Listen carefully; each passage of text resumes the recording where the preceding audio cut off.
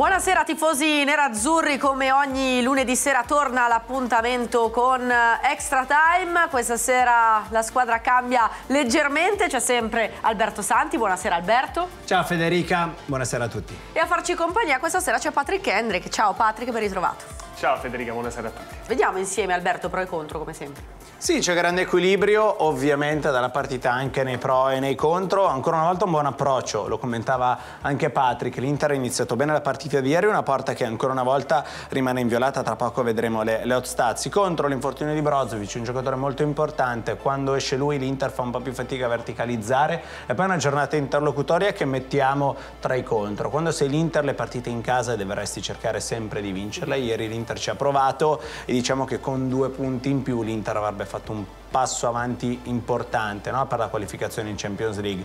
Difficile dire che avrebbe blindato il terzo posto, però insomma arrivare a +7 a questo punto della stagione con poche partite ancora da giocare sarebbe stato un vantaggio importante. Quindi lo mettiamo tra i contro perché l'Inter deve sempre puntare verso l'alto. Più in generale è stata davvero una giornata interlocutoria in cui forse l'unica davvero da approfittarne e essere soddisfatta della giornata è la Roma, che è tornata in corsa vincendo contro la Sampdoria, ha sfruttato i passi falsi delle altre, però insomma l'Inter mantiene comunque questo vantaggio su chi sta dietro, che pur non essendo magari molto ampio è comunque molto importante. Non dimentichiamoci come un anno fa eravamo noi quelli che inseguivano, essere adesso gli inseguiti sicuramente ti fa partire meglio. Patrick, vediamo insieme anche le hot stats. Sì, è tornata quella solidità difensiva che avevamo visto soprattutto verso la fine dello scorso anno solare, quindi 15ª porta inviolata, seconda in Serie A dietro soltanto alla Juve che è un passo dallo scudetto, poi 8 gol subiti nel primo tempo, questa è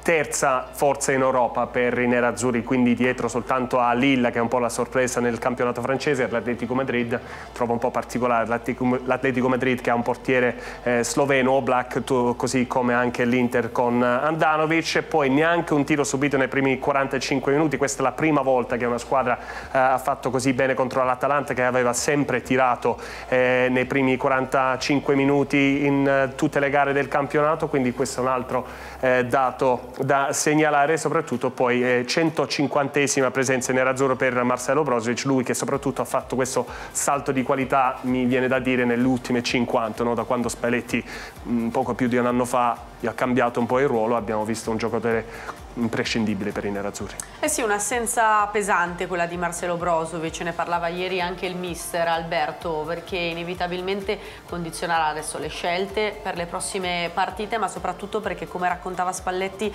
un giocatore con quelle caratteristiche non c'è in questo momento, è l'unico, quindi cambierà anche il modo di giocare della squadra, secondo te? Beh, diciamo che le opzioni sono tante, fortunatamente. Guardando il bicchiere mezzo pieno, dovrebbe, stando a quanto ci ha detto il mister ieri, dovrebbero rientrare sia Lautaro che De Vrij, quindi quella è una notizia positiva. Difficilmente ci sarà Marcelo Brozovic. Ieri a Sky Spalletti lo ha escluso dalla partita di Frosinone. È chiaro che adesso può essere messo anche magari in discussione il modulo, può magari rivedersi il 4-3-3, può rivedersi dal primo minuto titolare, quindi Borja Valero, occhio anche João Mario. Diciamo che sono in 4 adesso per 2 maglie: Vecino, Gagliardini, Borja Valero e João Mario. Perché non citiamo Nainggolan? Nainggolan dovrebbe partire titolare a questo punto. Comunque l'avere una settimana piena adesso per preparare una partita alla volta è importante. Ieri credo sia partito dalla panchina per evitare di sovraccaricarlo troppo, poi si è reso necessario il suo ingresso, quindi anche da quel punto di vista il mister ha dovuto un po'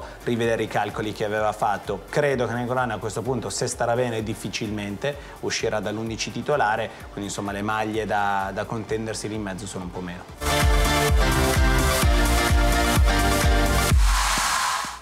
Un Frosinone che arriva però dalla vittoria su un campo difficile come quello di Firenze, che sicuramente avrà dato fiducia e slancio. Sì, tra l'altro 2 vittorie consecutive, una arrivata quasi supplementari, viene da dire, contro il Parma, con questo rigore dato con tante polemiche, dopo tante azioni, o meglio dopo tanti replay dell'azione con Ciofani che alla fine è segnato al 103esimo, cioè di fatto dopo 13 minuti del 90esimo. Più in generale un Ciofani che è il risultato decisivo anche con la Fiorentina, suo il gol a 6 minuti dalla fine, che ha messo fine a questa striscia di 3 sconfitte consecutive nelle ultime 5 gare, che adesso permette al Frosinone forse di credere davvero nella salvezza. In tutto questo però il Frosinone ha vinto solo un match in in casa, in campionato, nei 5 maggiori campionati europei in corso nessuna squadra ha fatto peggio, quindi evidentemente una squadra che fa meglio in trasferta che non di quella in casa, e a maggior ragione, a confermare ulteriormente tutto questo, la prima vittoria è arrivata proprio nel turno infrasettimanale contro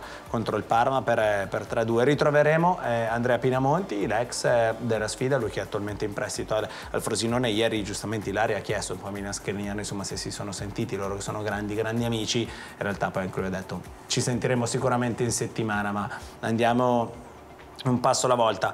È una squadra in crescita il Frosinone, nel senso che a inizio anno con Moreno Longo provava a giocare a calcio anche in maniera magari eccessiva contro tutti. Baroni nell'ultimo periodo ha cercato invece di, giustamente per arrivare alla salvezza, di giocare quel calcio che ti porta alla salvezza, quindi difenderti quando c'è da difendere, provare a ripartire in contropiede contro le squadre un po' più forti.